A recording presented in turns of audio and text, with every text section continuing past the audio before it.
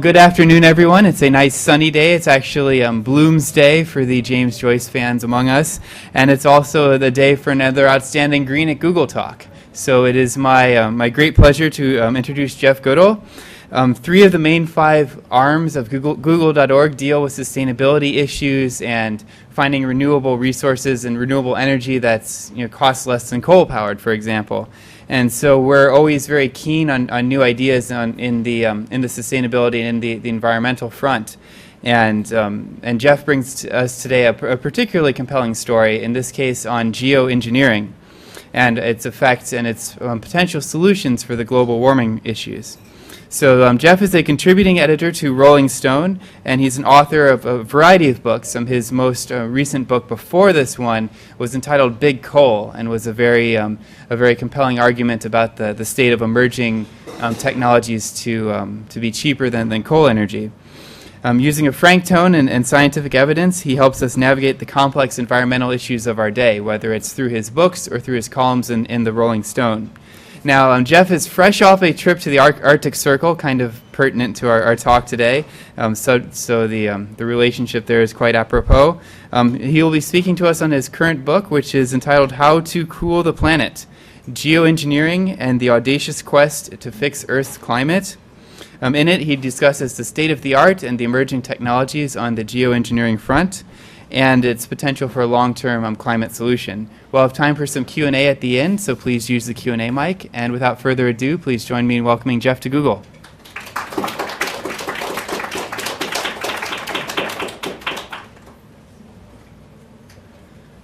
Thank you very much, Cliff.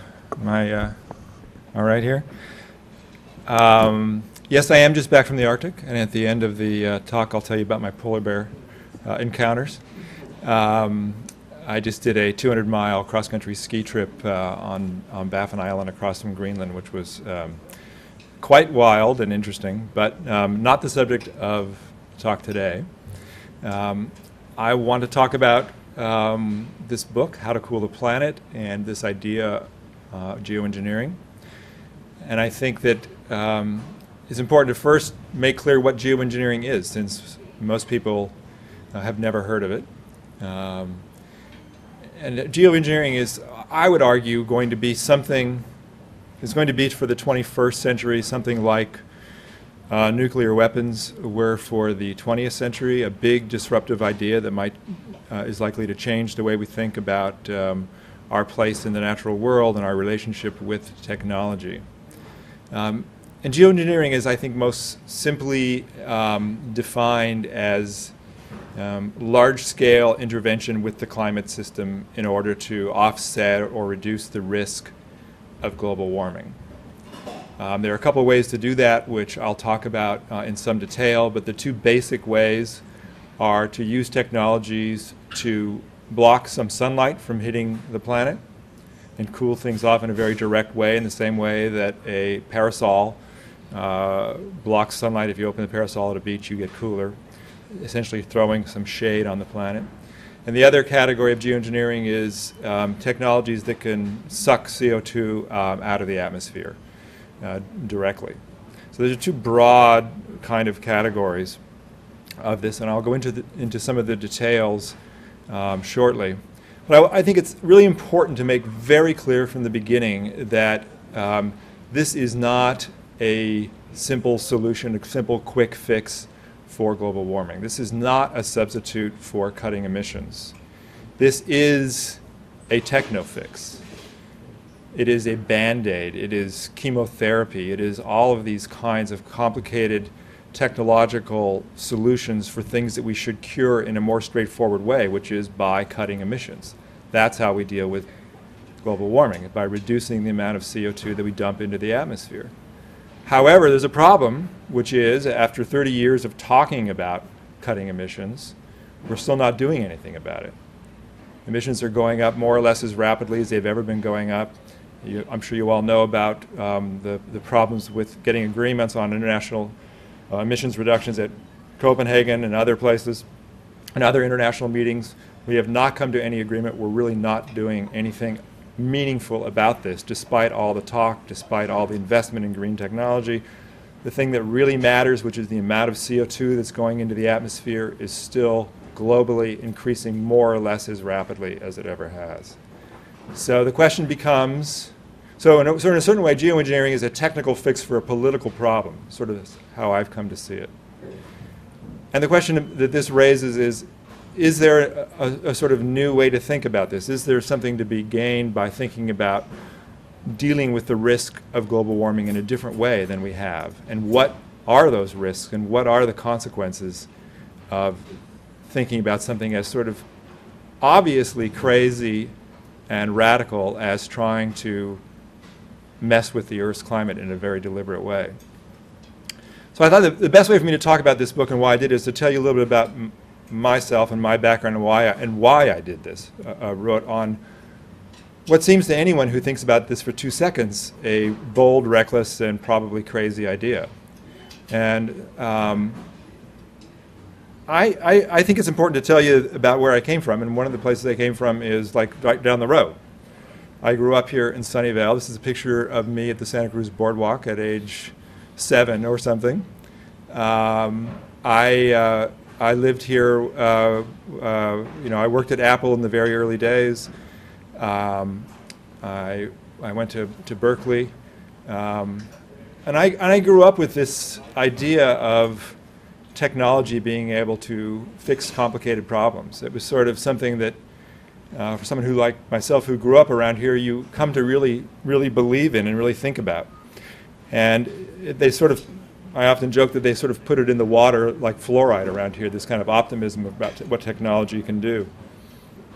And I proved very little talent for coding or any kind of engineering that would kept me around here. I decided I wanted to go off and do other things and be a writer.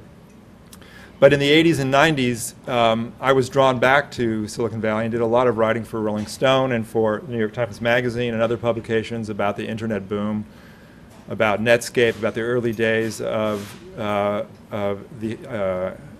internet, what turned out to be the internet bubble. And I was a big booster and a big believer, and I always have been, in the power of digital technology to transform our lives, to help us think in new creative ways about various problems, about social networking and all of this stuff. But one thing that I never thought about at all was, I obviously knew that this economy is built on electrons, but I never thought about where those electrons come from. If you grow up in California, you don't see coal plants. You don't see, I remember seeing the wind turbines at Altamont Pass when we would drive by, and sometimes we would go up to Lake Shasta and see the dam there. But I never really connected any of that to this digital revolution that was happening in the valley. I never gave any thought to sort of what the real consequences of these of this electron economy really is. And then in 2001, I was sitting at my desk in New York, and an editor at the New York Times Magazine called me and asked me if I wanted to write about the comeback of the coal industry, because that was around the time the Bush-Cheney energy plan had been rolled out, and it was clear that there was going to be a lot more fossil fuels burnt in America. And I sort of hesitated, and a little thought bubble above my head said, what coal industry? I'd never seen coal in my life before. I had no idea, in fact, that we even still used it. And I imagined it was something that comes out of Charles Dickens novels and things like that. I was completely naive. But I, of course, said, I didn't tell that to my editor, I said, great. And I went to West Virginia, and I got my first look at coal. And I've discovered very quickly that half the electricity in America comes from coal, that coal is really central to keeping our economy going. And it was really an eye-opening little trip for me. It's a picture of a mountaintop removal mine. It's myself talking with an activist there. And it really, if I remember the first time that I saw a mountaintop removal mine, I drove out of Charleston and saw a big drag line.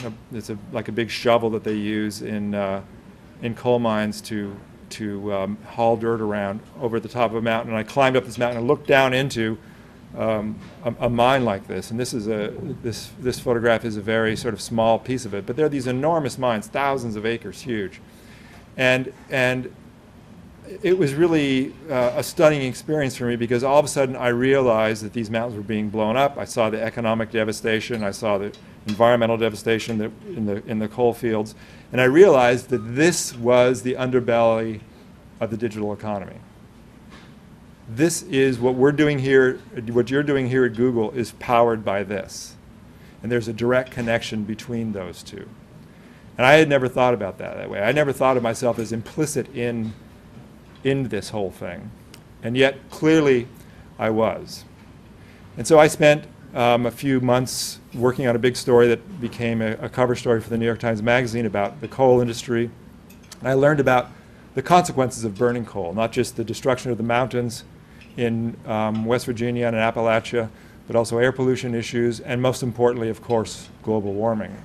Because coal is the most carbon-intensive fossil fuel, and it is basically the reason that we're heating up the planet so quickly, is that not only the United States, but developing nations like China and India are burning a lot of coal.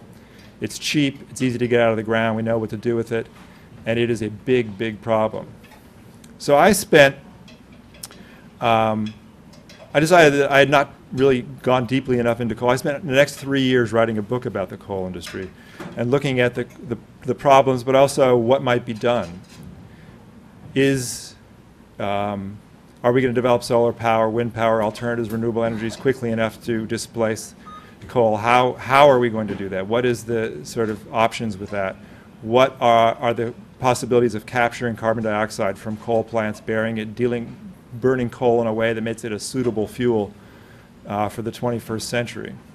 And basically I came to the conclusion that we're just going to keep burning coal the same old way for a very long time. And we're basically going to cook the planet with it.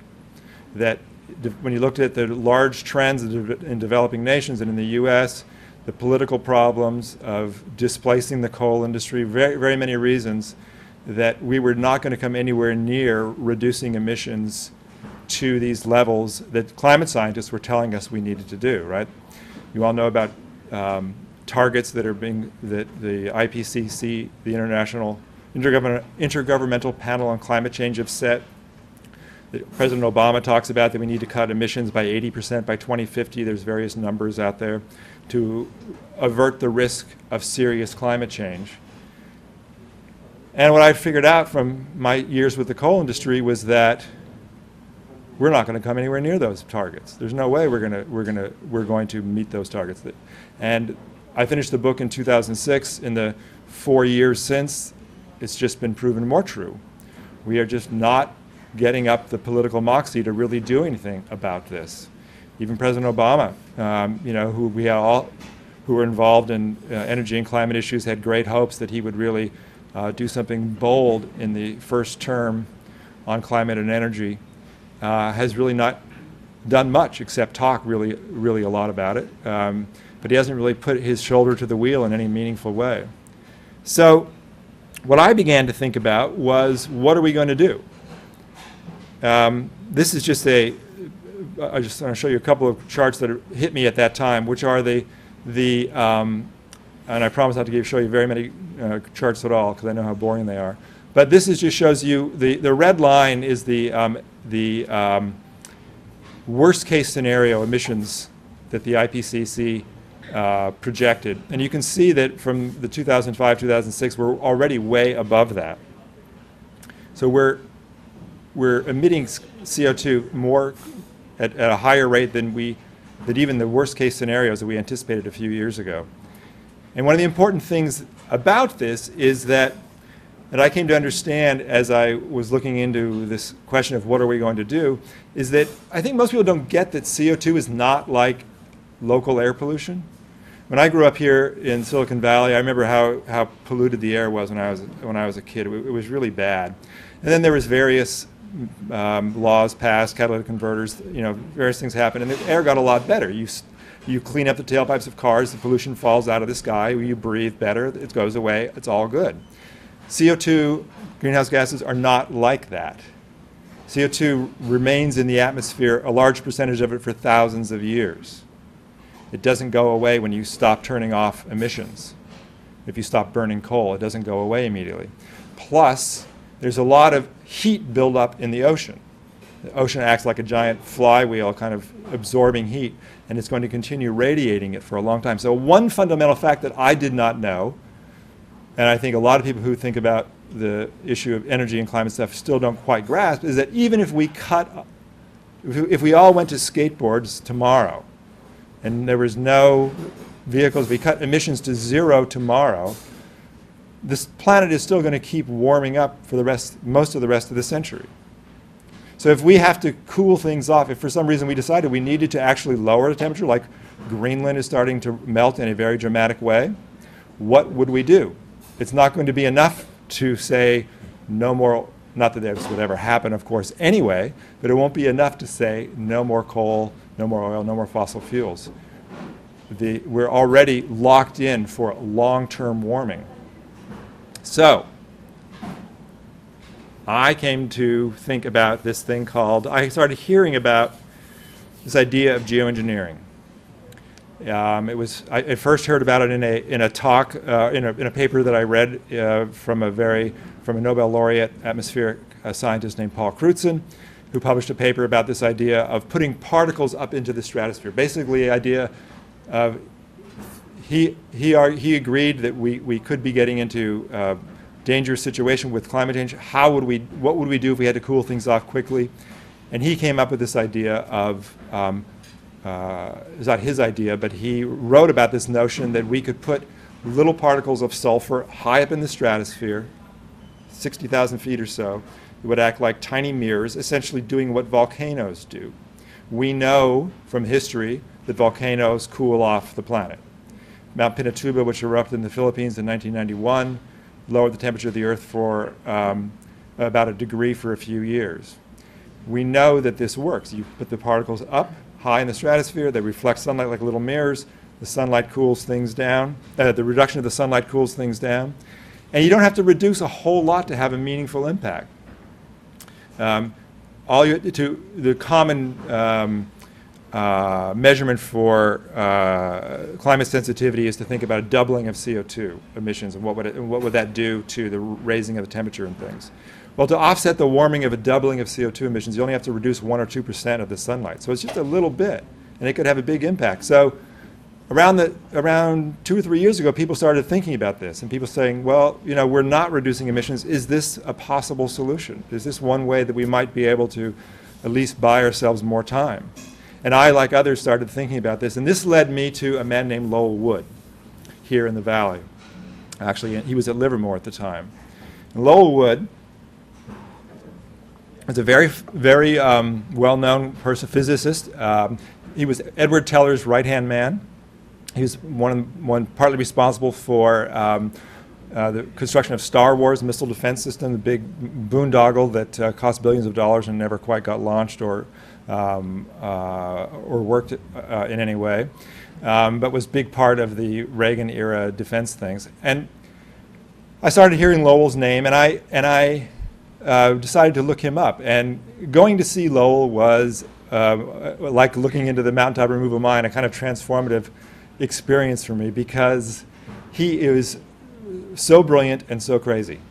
And you don't meet many people like that in the world. Maybe you do, but I don't meet so many people who... And he was brilliant and crazy in the best kinds of ways.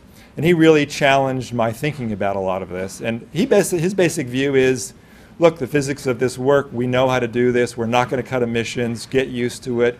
Welcome to the world of geoengineering. This is where we are going as human civilization. This is our future. Because he was very cynical about the way politics works. He was very cynical that any politician would ever make a hard decision like saying, let's put a cap on carbon, something like that actually costs people money or seems to cost people money.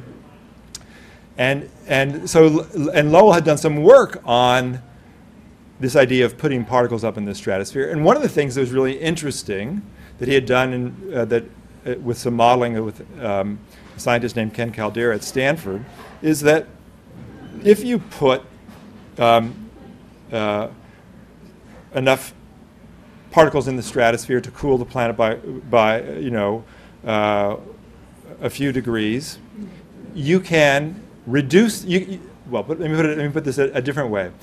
Some of the climate modeling shows that if you look at the impacts of a doubling of CO2, and then you try to, and then you do the same kind of climate modeling with sulfur particles in the stratosphere, the amount of the geoengineered world with the particles in the stratosphere is more like where we're living now than a world with doubled CO2. So that's a very interesting, provocative idea that maybe we can modulate the sunlight a little bit, and maybe we can preserve the climate or cool things down or reduce the risk of change by doing some of these kind of radical innovations. Now, Lowell had some crazy ideas about how you did this. I mean, one of his ideas was to put a Kevlar tube in the Arctic or somewhere, or near the equator, various ideas about where and how to do this. But basically a Kevlar tube that would pump these particles up into the stratosphere at 60,000 feet, a tube that was hung from a high-altitude balloon. He also explored the ideas of using high-altitude aircraft, not unlike the one that's hanging in the lobby here as I walked in. It's all ready to go here. The geoengineering is all ready to go.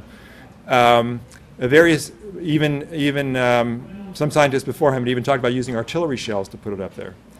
But the upshot of all this was, to me, was that, and Lowell was, and I asked, well, Lowell, you're messing with, the climate system, what is this going to do to rainfall? What is this going to do to possibility of droughts? How is this going to, what impact is this going to have on the oceans? And Lowell was like, oh, well, we'll work that out. That's not a big problem. We'll figure this out. The point is, we know how to do this. So his brashness really opened my eyes and challenged me. And so I wrote a Rolling Stone story about him. And this is just an example of the volcanoes and how they work. This is from the recent one in Iceland, which was not big enough to really have a big impact and didn't put the aerosols high enough to have a large impact. But one of the key things that Lowell points out, and that scientists who look at this point out, is that there's a lot of leverage in doing this. All you have to do is put 5 grams of sulfur in the stratosphere, and it basically offsets the warming of a ton of carbon. So you can see why the physics, the dynamics of this are very appealing and very interesting. You don't have to put much stuff up there in order to cool things down. Now, this got me going, thinking about other ideas, and I came across this guy named John Latham, who's a cloud physicist. He's spends part of his time in England, part of his time in the U.S., and he had been looking at ship tracks. Now, this is a satellite photo of the Atlantic, and those little lines you see are tracks where ships went. And what happens is when the ships go in this region of the Atlantic, the small particles from the diesel fuel go up into the low-level cloud area there and essentially create clouds in certain regions. So these particles act as cloud condensation nuclei, basically giving the droplets, the vapor in the air, a place to condense and create low-level clouds. And these kinds of clouds are very complicated in the sort of climate dynamics, but these kinds of clouds in this region reflect away sunlight. So they have a similar effect to the stratospheric particles, except that they are clouds. Now, John got the idea that maybe we could do this deliberately. Why not do this deliberately? And he, along with an engineer, a quite brilliant engineer in Scotland, came up with these idea for these boats that use actually spray salt water up into these areas where these marine stratocumulus clouds can be brightened, and use the actual salt crystals in the salt water as condensation nuclei. And a lot of modeling has shown that this can be have a very, very powerful impact on cooling off the planet in a similar way, although not quite as globally as particles. So I got interested in that. But I think the most interesting scientist that I met there really is the guy who got me to write this book and who I actually just went to the Arctic with. That's a picture of us, or him in the Arctic just a few weeks ago. There's a guy named David Keith, an engineer at the university, a physicist at the University of Calgary in Canada. And David is really brilliant guy who's been thinking about geoengineering as long as anybody. And he had a lot of ideas about how you would put particles in the stratosphere, how these cloud brightening things might work. I was also interested in building machines that could suck CO2 out of the atmosphere. And one of the things that happened with me with David is that he's about as hardcore and a kind of environmentalist as anyone I know, and is very deeply connected to the Arctic and to the north. And basically made this argument to me that that geoengineering can be a kind of conservation tool.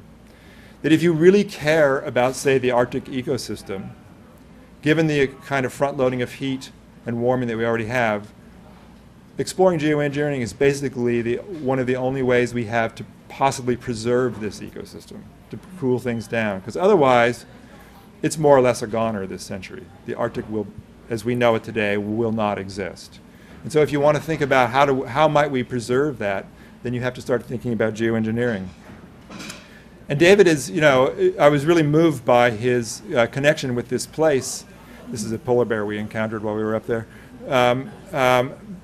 But it gave me to see that this, this tool, like many tools that seem scary at first, can be used in a variety of ways that that are not necessarily the sort of evil technologists taking over the planet. That they might be used for preservation, for traditional environmental purposes.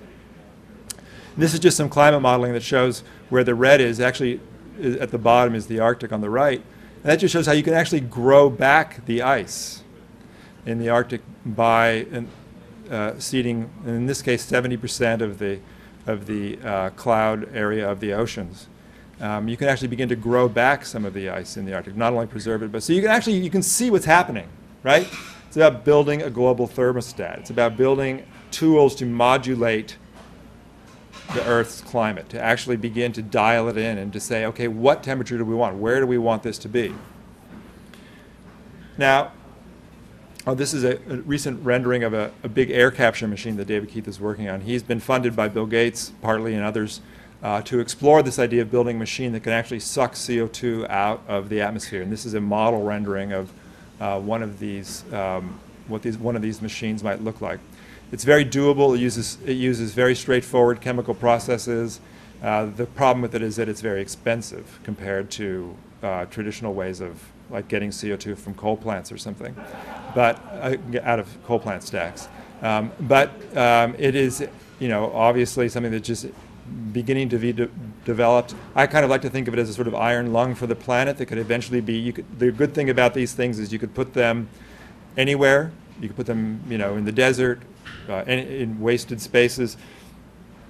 Pull the CO2 out. You could bury it underground, do various things for it, use it for industrial purposes, and it gives us a way to disconnect the removal of CO2 from energy sources. So this is really important to think about, because this is, of course, the big issue, which is when you start messing with something like the climate system, what might go wrong. And one of the really important things to say is that reducing sunlight is not the same as cutting CO2. The CO2 causes many other problems, and among them, most seriously, acidification of the oceans, which is a very big deal, and is having a devastating impact on the food chain. So if you just throw up sulfur particles in the stratosphere and reduce the heat of the planet, you're still allowing high levels of CO2, which cause acidification of the oceans. And so that is a potentially devastating side effect. Shifting precipitation patterns around. Some modeling has shown that putting particles in the stratosphere will have an impact on the rainfall in the Amazon, in some of the monsoons, and that you begin to shift rainfall patterns around, you begin to shift agricultural food growing patterns around. Could have huge impact on millions of people, obviously. But the key thing to think about with this is that it's not like this is a virgin planet. We're already going to be shifting around precipitation patterns, rainfall, by continuing to dump CO2 into the atmosphere. So it's not like this isn't going to happen anyway. It may happen in a different way, and we can begin to think about, how this might be controlled. But it's not like, building condos in a virgin redwood forest. There's the whole issue of this is just a suggestion of nuclear war, of nuclear, the parallels with nuclear power and nuclear war, nuclear testing. Problem with geoengineering is that it inverses the problem that we have right now with global warming and getting emissions reduced, which is a collective action problem. Geoengineering is a lone actor problem, sort of like nuclear war, in that you can have an individual nation, a collection of nations, even a well-intentioned individual could potentially put particles in the stratosphere, get a few airplanes like the one in your lobby again, start throwing particles up there. Well-intentioned, perhaps, maybe tired of the fact that, with the Western civilization diddling and not doing anything and saying, okay, hell with it, I want to experiment with this and try this. So the question is, what do you do if you have an individual or a nation, China, India, collection of smaller developing nations who come together and decide to do this? How do you react? What kind of governance structure do you need to restrain people? How would it trigger a war? What would it do? Because this stuff is not that complicated and not that expensive in the big picture to actually do. And then the other big question is who eats the risk, which is when you start playing with this, right? When you start playing with the climate system, there's going to be winners and losers, just as there's going to be winners and losers as we continue to warm things up by dumping CO2 into the atmosphere. But what's happening now is we're doing it unintentionally, supposedly. Now, of course, it's intentional, but for most part, this is a unintentional messing with the system. When we start, if we start doing geoengineering, then we start actually saying, okay, we're going to cool things to this level, we're going to try altering things in this way, and then there are going to be winners and losers from that. There's going to be people whose rainfall patterns change or even think they change. And how do you deal with that? This question, though, of who eats the risk is something that's in the news even right now with the oil spill, right? Here we had this whole question of where was the backup plan for what happened in the Gulf, right? And you could ask a similar question with climate engineering, which is you could think of climate engineering as a sort of backup plan if we get into a real bad a kind of climate equivalent of a meltdown. What might we do? And geoengineering is one thing that we might do that could help mitigate some of the risk to the rest of us. But it's clear that if we do any kind of geoengineering, this is not going to be done by poor farmers in Africa, right? This is going to be done by rich, technologically sophisticated nations, whether they're U.S., Western civilization as we know, or, like I said, developing nations. But it's going to be people who have airplanes and climate models and things like that. And so how do you give people a voice in this when you're messing with essentially the operating system for the entire planet? How do you make this in any sense fair or democratic? And these are governance issues that are just beginning to be discussed now, beginning to be talked about seriously.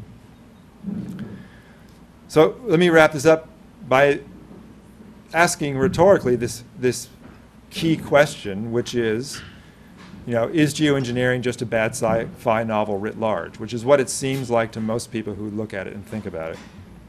And I think it's easy to argue that it is. I think that it's easy to argue this is a very bad idea. It's easy to argue that no sane person would ever voluntarily want to do this, and that the fact that we're even talking seriously about it is an indication of how screwed up our whole climate and energy debate is right now. And you can certainly argue that we as human beings have done a bad job at managing the planet already.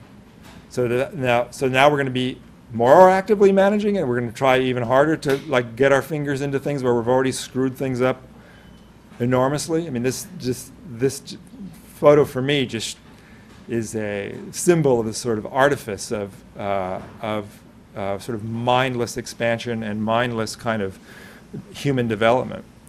But one of the things that's interesting about geoengineering, I think, is that I came to the conclusion that it doesn't have to be that way. That there's an argument to be made for mindful and more artful manipulation of nature, to put it bluntly. And that consciousness is of doing this. What we've been doing now is just dumping billions of tons of CO2 into the atmosphere with no thought, essentially, about what the real consequences would be. What happens if we begin to understand how we might pull the levers and pulleys of the climate system a little bit better? And one of the inspirations for me in thinking differently about this was this is my daughter, Grace, who is 7, who is a big gardener, and those are pumpkins that she grew. And one of the things that happens in our family, in our house, is that my wife is a big gardener, my daughter is a big gardener. And this idea of a garden is a very powerful metaphor, I think, for thinking about what we might do with the climate, with the planet, and for what our responsibilities are. Because a garden is a very powerful evidence of, the sort of beauty of working with nature, of human and natural partnerships together. These pumpkins would not have grown this way. The whole, on their own. It's a product of my wife and my daughter's care and attention, and that a well-tended garden is a kind of beautiful thing, and that this could be extended as a kind of metaphor for how we think about our relationship with the planet. Can we become better engineers? Can we become better gardeners? Because I think, to wrap this up, I want to say just two things. One is that my conclusion at the end of this was that we are going to geoengineer the planet. That Lowell Wood was right. This is our future. Whether we admit it or not, it's going to happen. Because we are just not dealing with this problem in any other way. But even more broadly, that this is something we as human beings do. We mess with the world we live in. And we try to control the world that we live in. We control the buildings we live in, we control the temperature here. We're getting to a point where we're going to have to learn how to control the climate. Because otherwise we're not going to survive, broadly speaking. Not you and I. I think that, I'm not saying that human beings are going to vanish, but in general, the idea of modern civilization as we know it is not going to survive without us taking more active management in the climate system. And to me, that is the best thing about this geoengineering debate, which I've gotten in, a lot of heat about from my environmentalist friends for bringing this up. There's a lot of questions about the idea of this diet pill for the planet, as some people have talked about it, cut the political impulse to reduce emissions, will take away from the energy. People think that there's a simple way out. And nobody wants to run 5 miles if they can just take a pill and be skinny. I mean, Americans have shown that over and over, right? So is this the easy way out, dangerous way out? And certainly done badly, it certainly is.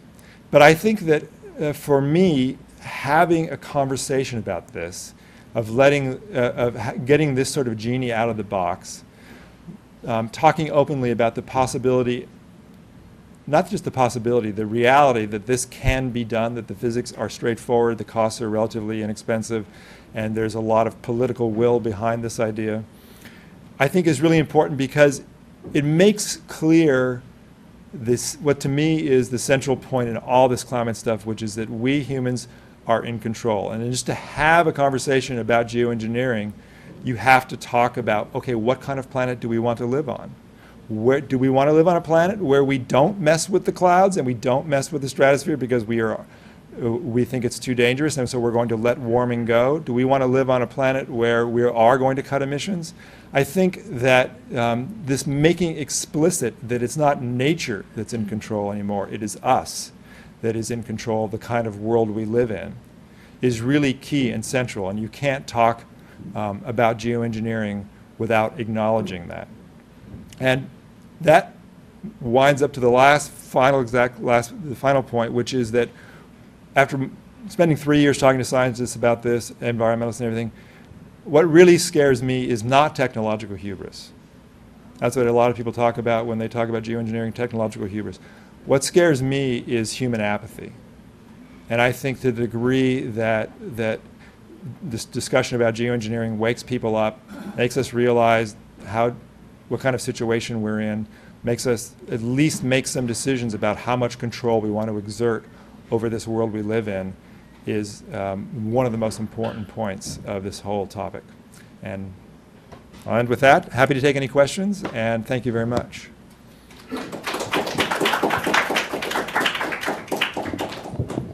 All right, so with any luck, we got the Q&A mic right here if you have any questions. I wanted to kick it off with just one quick one here. The debate on geoengineering is really intriguing. I like a lot of the ideas that you presented. How do we prevent this from becoming like introducing cane toads to Australia, that we're going to need like another fix or a point of no return where we're like committed to like this track or another track? Right. Well, that's a great point. A lot of people bring up the cane toad analogy. So we obviously have a bad track record of trying to intervene in a helpful way to solve problems like this. But one of the virtues of some of these systems, especially the two that I talked about most, which are cloud brightening and the sulfur particles, is that they are reversible. Right? You put these particles in the stratosphere and they are gone in a year. They fall out. So in an ideal rational world, you start with a little bit of it. You put a little bit up there, you see what happens. If there's any problems, you stop, and it falls out and more or less goes back to where it was a year later.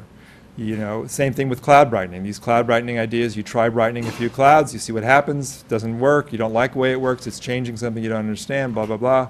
You turn it off and it stops. And so there's an element of reversibility to any of these technologies that, I would say should be at least explored to see what the real risks are.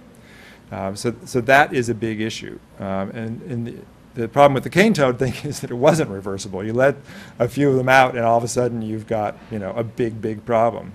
And I think that we've learned a lot from this kind of thing. And humbleness is a key virtue in this whole notion. This is obviously a hubristic idea. And so I think that, there are ways of doing it that really reduce those kinds of risks.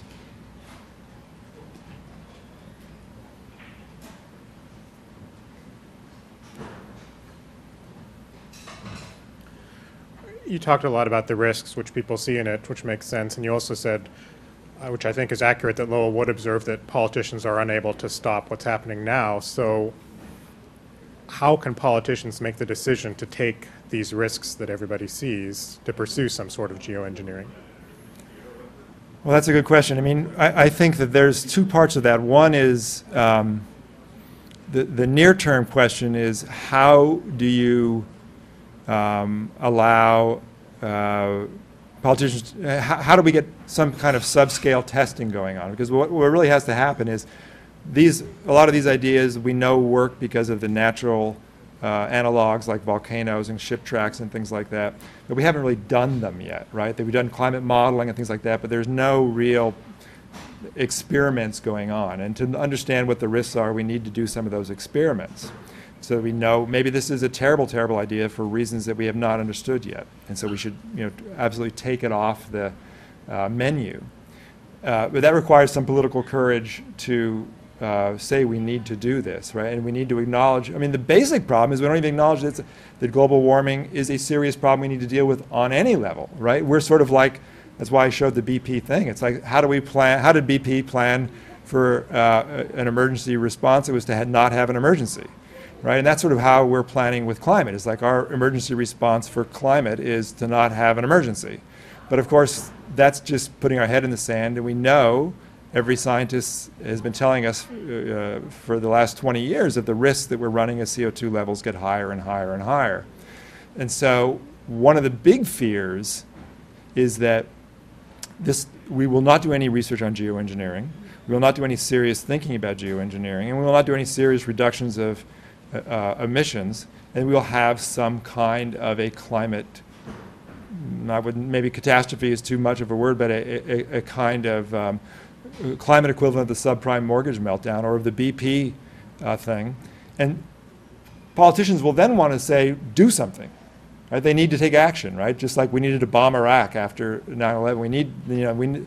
We need action. It's like Obama right now with BP. He's got to show that he's in charge, right? He's got to show his muscle right now, and there's this fight going on. And one of the big fears that a lot of people, serious scientists who look at geoengineering, think is that if push comes to shove and we do have to take action, some of these ideas will be what we will do because they can cool things off quickly. And if we don't know more about the pluses and minuses, the real risks, then we're going to be doing this blindly, and that's when it's really risky and really a problem. Does that help?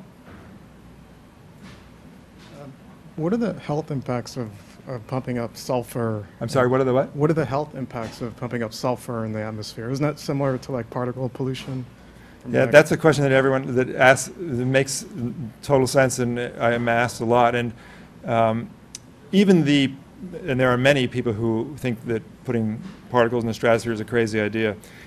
Even those most sort of outspoken critics don't see any health impact problems because the amount that you have to put up there is so small compared to what's already up there that it's basically not noticeable. And it doesn't contribute to acid rain. It's really, and there are other issues such as the health issues, such as what impact these particles might have on atmospheric chemistry and the ozone hole, to what degree they might contribute to the, or slow the healing of the ozone hole, things like that, which could have health impacts. But as far as particles breathing in the way that we do with coal plants and things like that, not really an issue. Because remember, coal plants put stuff up, a very low level, basically here in the, in the air that we breathe. This would be high, very high up, be very dispersed, and it would just basically be in the mix and of real no consequence. So thanks for the talk. There were a couple of things that I reacted against during the talk, which I'm sure happens a lot. For example, your comparison with a garden, I don't really find very convincing, because a garden is something that you're nurturing. It's something that's an old idea of something which you are nurturing into a different state, whereas this kind of climate engineering is something where you're trying to patch something which is going wrong. I'd also kind of put into question what you said about this as a way of addressing public apathy, because I see it the other way. And this is, people believe already that we will have technology which will fix the problems which technology has brought, and that's, I think, a way of increasing public apathy rather than decreasing it. But I'm sure that these are kind of common themes. I don't want to go into them. Actually, the question that I had was something that you just touched on very briefly when you showed the model of the machine, which was scrubbing carbon dioxide from the atmosphere. You haven't really talked about carbon sequestration, and maybe you could just give us some idea of if this figures in your book or how this fits in with this plan at all, because it seems to be a far more kind of a cost-effective way of trapping carbon at the source, and it's something that people have talked a lot, so maybe you could just kind of put that into the context of what you've been saying. Sure. I just want to say one thing about the garden thing, which I know is obviously, it's obvious my daughter growing pumpkins and manipulating the entire climate are totally different. But the point I was trying to make is about active partnerships, that, working with nature in a sort of active way and engaging, and not, because I think we tend to think of the climate and the atmosphere and nature in the largest sense as something that's out there and its own force of its own. And this idea of a kind of active management of a problem, of a ecosystem or anything. There's a lot of that going on right now with ecosystem restoration and that kind of thing. There are certain years that you could also argue that that's something of an illusion, that we feel that we have these things in our management. But Right. there are so many examples where that just proves to be wrong. But Right. It was kind of a... Right. I just wanted to make that comment. Right. No, I totally understand. Carbon sequestration is really important. It's, as I said, there was two kinds of geoengineering in the beginning, the sunlight blocking and the carbon sort of sucking part of it. And the first thing to point out about carbon sequestration is it doesn't have the benefit of working immediately, right? One of these reasons that this geoengineering of blocking the sunlight is so much in the forefront of the conversation is it happens very fast, right? And so carbon sequestration certainly lowers the amount of carbon going into the atmosphere, but it doesn't really help if you were thinking about how do we cool things off if we needed to quickly, kind of that part of the conversation. So carbon sequestration is something I thought a lot about, because that is the central idea with coal. is, you know, what are we going to do? How are we going to keep burning coal? There's a strong argument to be made. The developing nations, well, they're obviously going to continue burning coal, but that they, you know, that they should, that there's a economic and public health benefit to bringing more and more people into the modern world, giving them more and more services that cheap electricity gives them.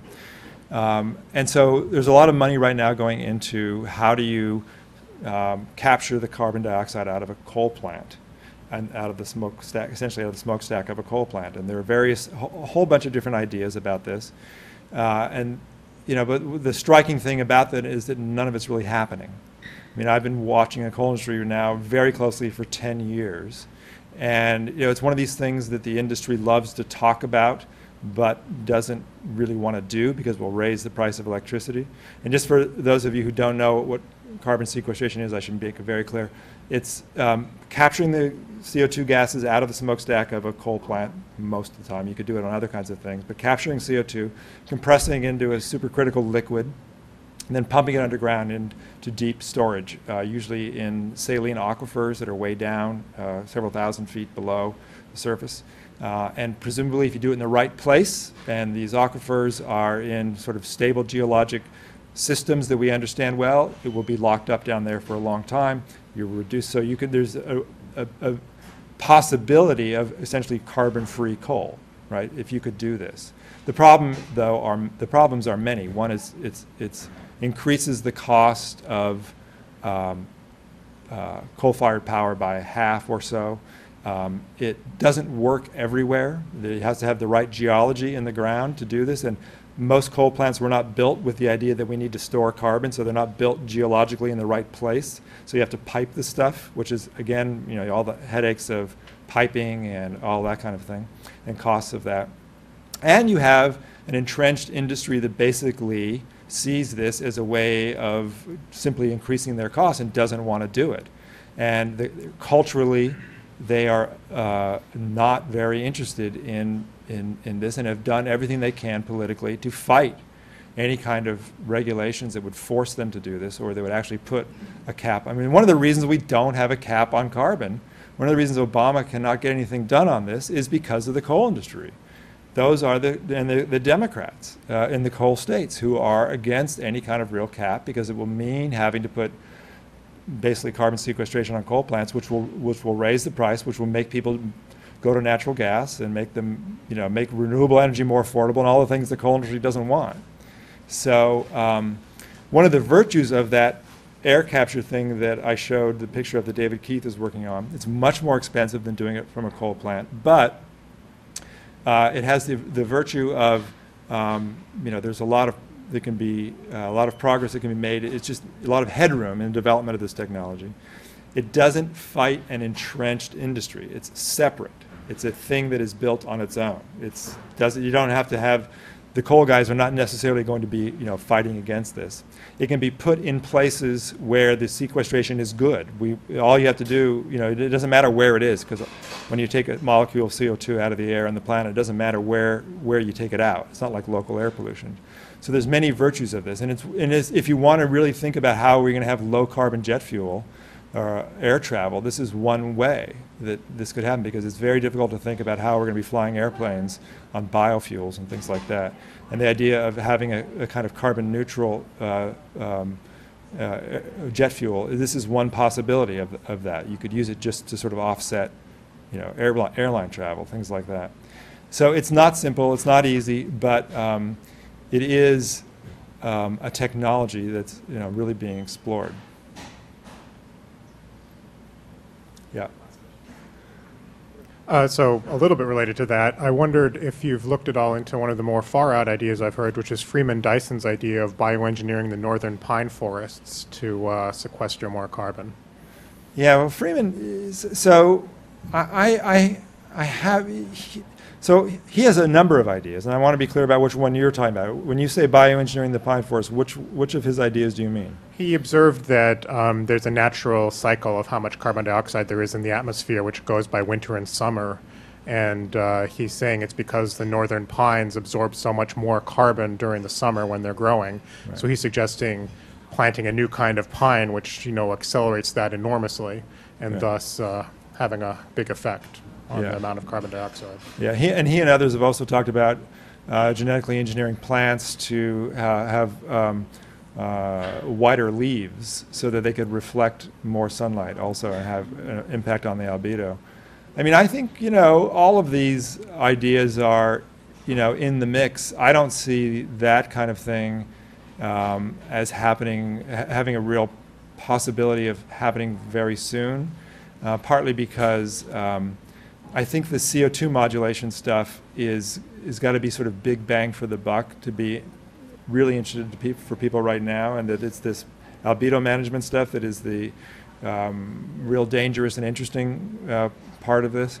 But I think that, when I was researching this, this idea of geoengineering, there's many ideas out there that I talked to one, I guess scientist might be too generous of a word, but a researcher who wanted to change the albedo of the ocean by dumping Special K breakfast cereal into the Arctic Sea. Another who thought that shooting a nuclear weapon at the moon to cause moon dust to go into space and reflect sunlight away there's all plexiglass on the ocean to reflect sunlight around the Greenland ice sheets. People have styrofoam balls. People have all kinds of ideas. There's also other issues other possibilities I haven't even talked about, like dumping iron in the ocean, which is something that was actually done by some entrepreneurs here in the Bay Area. Changing the upwelling currents to have more deep water upwelling and stimulate plankton blooms that way. It's a brand new field. There's bazillions of interesting and mostly crazy ideas out there that people are exploring. And that's sort of fascinating.